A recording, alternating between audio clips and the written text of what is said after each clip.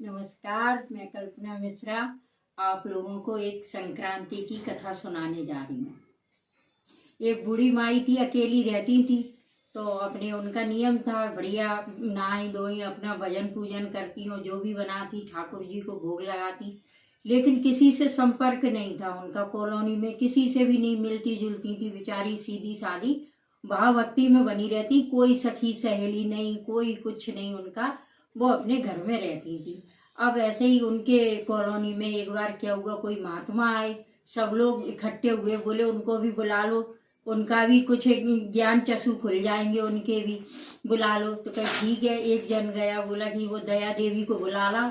तो कहीं ठीक है, गए, दया देवी से कही कि महात्मा आए, अगर आप आ सको तो आ जाओ, थोड़े प्रवचन सुन लो उनके।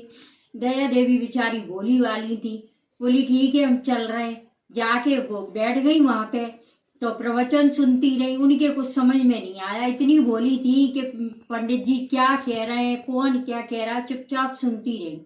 बस उनको एक शब्द समझ में आया कि महात्मा जी बता रहे थे कि अपन जो भोग बनाते हैं, प्रसादी बनाते हैं, तो उसकी खुशबू कभी लेना नहीं चाहिए। अगर अपन उसकी खुशबू ले लेते हैं तो भोग जूठा हो जाता है। इसलिए इस तरीके से बनाओ कि मतलब अपने अंदर स्मेल नहीं जाए, उसकी खुशबू नहीं जाए।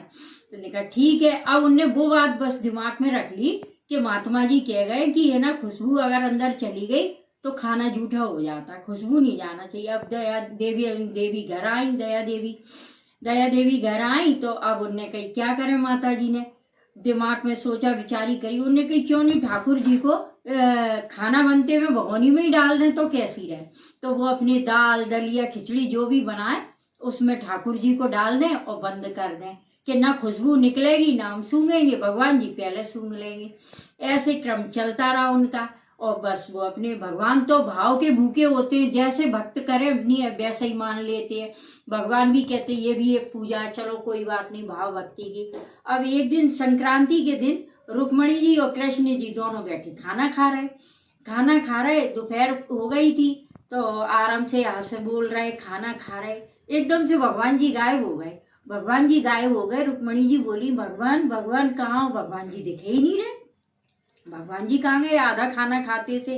अब बड़ी आवाज लगाई उनने, 2 मिनट इंतजार करा। 2 मिनट में भगवान प्रकट हो गए, खड़े सामने भगवान खड़े, प्रभु आप कहाँ गए थे और ये आपका क्या हाल है। भगवान पूरी खिचड़ी उनके ऊपर से नीचे तक खिचड़ी टपक रही, पूरा बदन खिचड़ी में।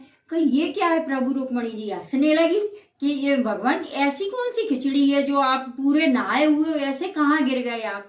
कि मैं गिरा नहीं हूँ, ये भी एक भक्त का भाव है। कहीं वो कैसे, कहीं के वो माता जी हैं तो वो रोजाना ऐसा करती हैं, और आज है ना वो थोड़ी लेट हो गई क्योंकि आज संक्रांति थी तो पाठ पूजा में लगी रही, और आज लेट हो गई। तो अब उनने पुकारा तो मुझे जाना पड़ा, उनने उसमें डाल दिया। अब बस मैं वहां से सीधे आ रहा हूँ, उनने खिचड़ी बनाई और मैं बस वैसे ही का वैसा आ गया। अगर लेट हो जाता तो तुम गुस्सा हो जाती क्योंकि तुम खाना खा रही थी।